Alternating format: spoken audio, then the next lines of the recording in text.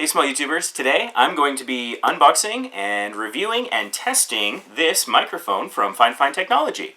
They were nice enough to send me a review copy. This video is not sponsored, but I did get this sample for free, full disclosure. So I'm just opening it up here. First impressions, it looks like we've got a user guide. I got the model K052, so there's that. And looks like we've got some information. It's a little bookmark-like thing. I'm gonna open this up. There's like some styrofoam here protecting it. So this is being well protected for shipping, which is nice. There we go. Get this out here. Looks like two pieces of styrofoam are holding it together, so I'm just going to try and keep the styrofoam together. I don't want it dropping out. There it is. And so just going to take this out of the styrofoam here. Carefully. Grab that. There we go. It's got this nice soft bottom at the base, which is good because that'll provide some nice friction if it's on your desktop. Oftentimes I'll find myself accidentally moving things around my desktop that I don't want to move. There is a volume control. It seems to move pretty easily. The button is the mute. This microphone is in the neighborhood of $30, $35, depending on where you're buying it and your currency and everything.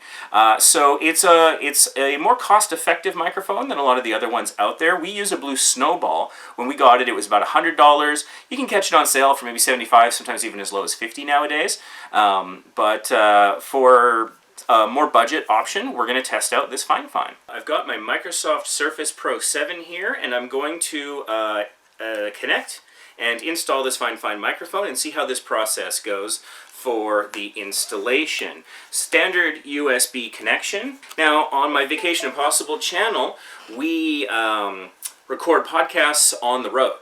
So having a portable microphone that is lightweight and doesn't take up a lot of space could be a great advantage to us. For the Vacation Impossible podcast, we record using Audacity. I opened Audacity here in Windows 10 and it immediately defaulted to the new microphone. Clearly it was set and installed just fine. So we are going to do a quick little test. We're actually going to switch over to the default microphone on the Surface so we can compare what the Surface's microphone sounds like compared to the FIFINE. I'm going to have a test phrase so I can compare the sound quality on the Surface Pro 7's microphone and on the FIFINE microphone. And that test phrase is going to be, subscribe to Vacation Impossible on YouTube. The FIFINE shows up as USB PNP audio device.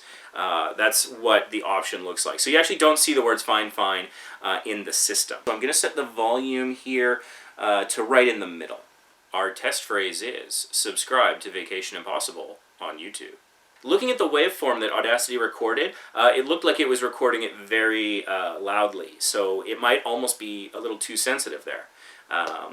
Which could be good because then you can use the control to control that sensitivity a bit better. This is what it sounded like on the Pro 7. Subscribe to Vacation Impossible on YouTube. That actually sounded a lot better than I expected. The microphone on the Surface Pro 7 is actually pretty solid. So now, let's give it a listen here with the FIFINE microphone. Let's see what this sounds like. Subscribe to Vacation Impossible on YouTube. It was picking up a lot more ambient noise in the room, which is something that's good to be aware of when you're recording.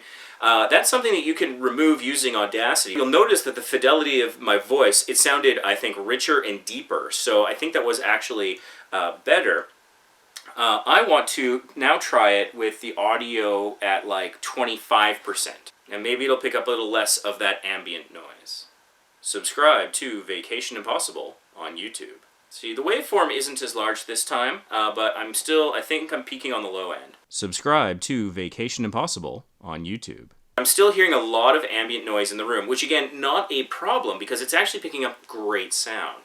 So we're going to do this one more test. I'm going to turn the volume pretty much all the way down. Subscribe to Vacation Impossible on YouTube. See, that time it really compressed the waveform, so I don't think we're going to have nearly as much ambient sound coming from the room. Subscribe to Vacation Impossible on YouTube. The dial here on the microphone that you can see does a really good job of controlling how much audio at what volume it's picking up, which is quite nice. So you could play around with it to see what level you want to have it at depending on the environment you're recording in. When you turn it up to maximum, it really amplifies the ambient noises in the space. There's almost nowhere in the world you can get that will be totally silent.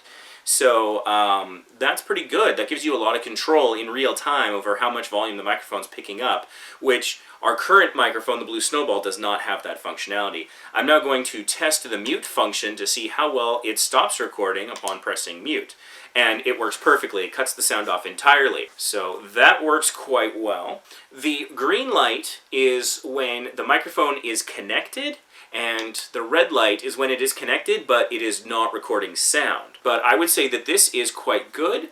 It's fairly sturdy. You're able to position the top of it fairly easily. So this is, oh look at that. So we've got like a articulating gooseneck sort of thing on the bottom and on the top, so you can angle it however you need. That is quite nice. I feel like Bob Barker here.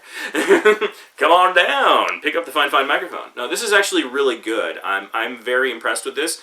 It's beautifully designed, I think. It's got a robust design. It's fairly light, which is good. It's lighter than the microphone we're using currently, so I think I might just take this on my next trip and use this for the next podcast and see how it sounds. This is so far pretty good. I'm pretty happy with this. And so for those of you who are podcasters or small YouTubers out there, it is, I think, a very good option for you. Like, it comes with a decently long cord, it's lightweight, and it's relatively inexpensive. At $30 to $35, it's cheaper than a Snowball, and it gives you much better fidelity, deepness, richness of sound than you would get out of like a standard microphone on your computer, in this case my Microsoft Pro 7. So I am fairly pleased with this. I think that I can absolutely recommend this. I think this is a good buy.